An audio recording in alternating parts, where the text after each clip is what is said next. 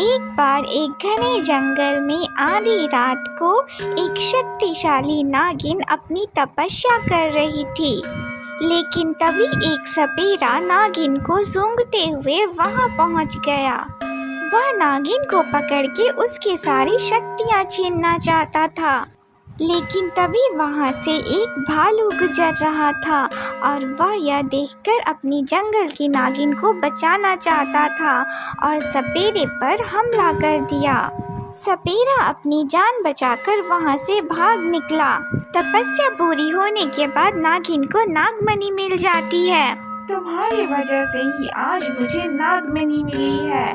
मांगो, क्या मांगते हो? मैं तुम्हें कुछ भी दे सकती हूँ। मैं चाहता हूँ कि मैं जो कुछ भी बोलूँ वो सच हो जाए। और फिर भालू जंगल के राजा के पास गया।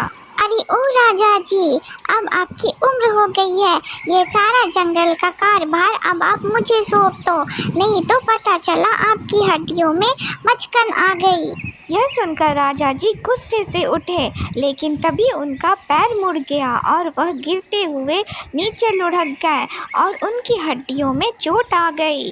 और फिर इस तरह भालू जंगल का राजा बन जाता है और सारे जानवरों पर अत्याचार करने लगता है। सबसे अपना खाना मंगवाता और जो कोई भी इनकार करता उनके बारे में बुरा बोलकर उनका बुरा कर देता। जंगल के सारे जानवर उससे बहुत डरने लगे थे और फिर इसका उपाय ढूंढने राजा जी चतुर सियार के पास गए और सारी बात बताई। तब सियार ने एक युक्ति निकाली। मेरे सबसे शक्तिशाली महाराज, जिनके बोलने से ही सारे काम हो जाते हैं, उनको मेरा प्रणाम। लेकिन महाराज, आपके साथ बहुत अन्याय हुआ है। राजा बनने से पहले आपका ना ही राज्य अभिषेक हुआ और ना ही शपथ समारोह। ये लीजिए, ये राजकीय आदेश पढ़िए और हम सबकी राजा बन जाइए। भालू राजा यह सुन के बहुत खुश हुआ और पत्र पढ़ने लगा। मैं अपने पूरे होशो हवास में ये वचन देता हूँ कि मैं अपनी सारी शक्तियाँ इच्छाधारी नागिन को वापस करता हूँ। अरे अरे, इसमें ये सब क्या लिखा है?